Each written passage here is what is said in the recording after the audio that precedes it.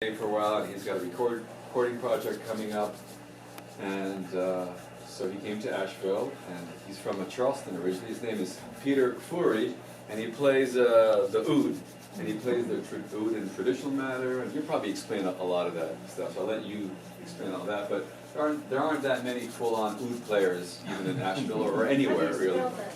O-U-D, or they say el-oud. So el-oud, and then from there you get, that was the predecessor of the lute, which goes into the lute, which turns into the guitar, and so on. So this is the predecessor to all that stuff. I'll let him go into it, but then I was like, hey, you want to play for some really good people in this really cool town, and propose your music and yourself, and maybe develop opportunities to come up here, and he said, yeah. So let's give him a round of applause.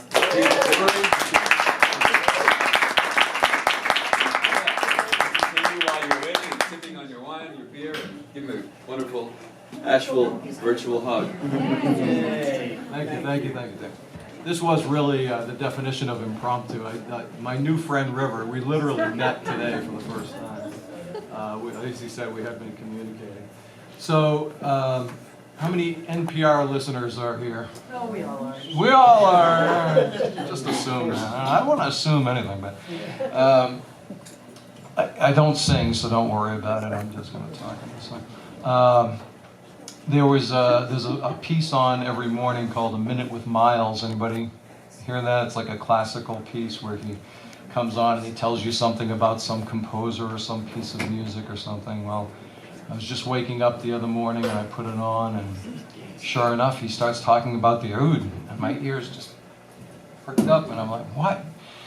Well, he explained, as River said, that the oud is the ancient ancestor of the lute, which in turn is the ancestor of the guitar. And the way that happened is that this is a Middle Eastern instrument, and it's still played to this day very freely throughout the entire Middle East: Turkey, Armenia, Egypt, Syria, Lebanon, Iraq, Iran, North Africa, Libya, Tunisia. And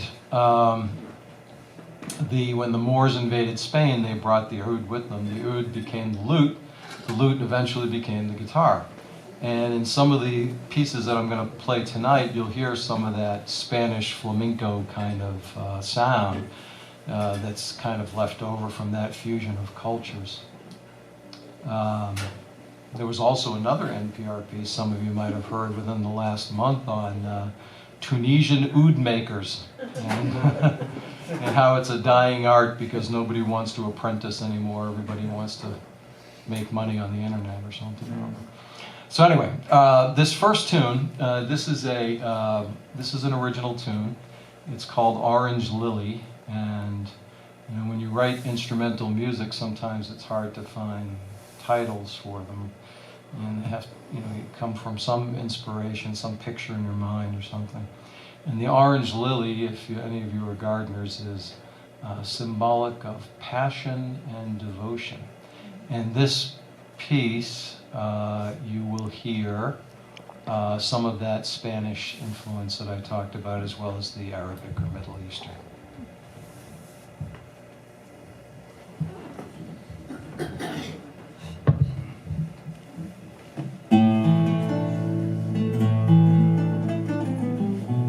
One last thing I have to say.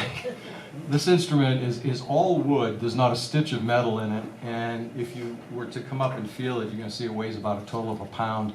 It's extremely sensitive to temperature, so I'm going to tell you in advance, if I have to tune up a few times, just bear with me. It's as I was telling River today, there's an old saying, I think it originated with harp players, the symphonic harp, that we spend half of our time tuning and the other half playing out of tune.